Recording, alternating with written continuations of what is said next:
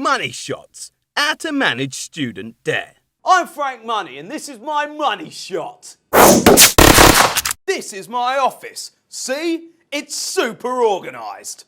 I'm in control of my finances. Are you? Have a look at this idiot. He's gone and got himself into debt. Are you talking to me? I'd just appreciate it if you left me alone, right? Because I've got enough trouble as it is, what with these debt problems. I'm going to sort him out before he's totally spent. Get it? That's a bad joke, Frank, and a big mistake. First off, don't avoid the problem. Now, listen up. The first thing to remember when you're crippled by debt is not to ignore the problem, because that might cause more problems. It'll look like you're refusing to pay, and not that you just can't.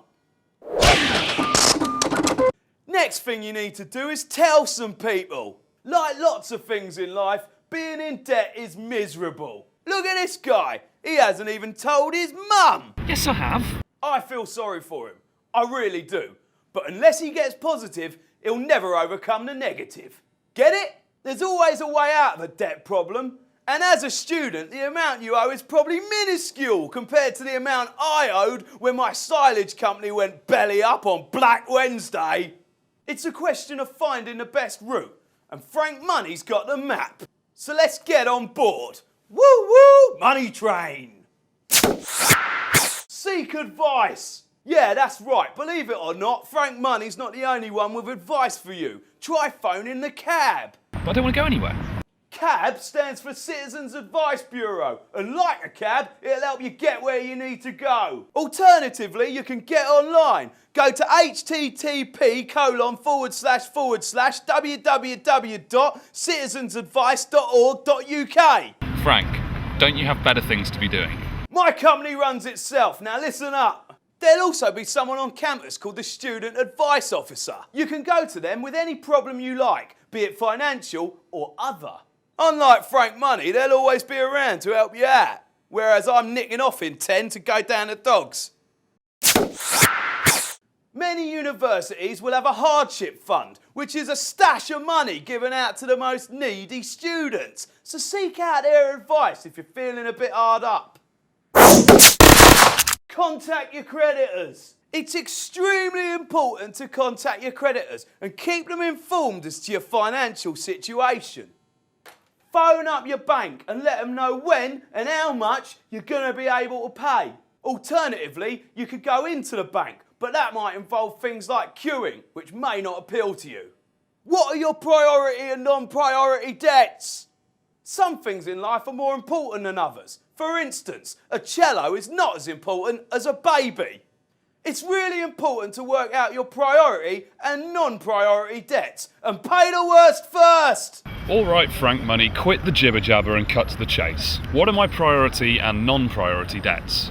Debts that are considered priority debts are ones where the creditor can take action against you that has serious consequences. These are rent and mortgage arrears. If you don't pay, you can be evicted. Gas and electricity. Don't pay these, you get cut off. Council tax arrears, which can lead to your belongings being taken away and eventual imprisonment. Unpaid court fines. You can be imprisoned if you don't pay your unpaid court fines. Here's a list of debts where only limited action can be taken by the creditors to recover it. This is what we call low priority debts. Student loan repayments, personal unsecured loans, credit card repayments, bank overdrafts, and rent arrears from a previous tenancy. The worst action that can be taken is that the creditors pursue the debt to a county court where a judgment can be ruled against you and a financial settlement decided upon. Really? This will make it harder for you to gain credit in the next 6 years. Make realistic repayments. When negotiating your repayments, go for a realistic repayment amount and not just their default and hope it'll be okay. But I hate talking on the phone. I get all nervous and my words go all funny. I'm like a startled fox. To help your negotiations, prepare your financial documents to display your available income. Lower your interest rates. When you're in debt and the interest on the debts keep piling up, it can feel like you're never going to get free. It doesn't have to be that way. You can move your debt and find a lower rate of interest. Alternatively, you could borrow money off me, but I wouldn't do that because if you don't pay it back, I'll break your legs.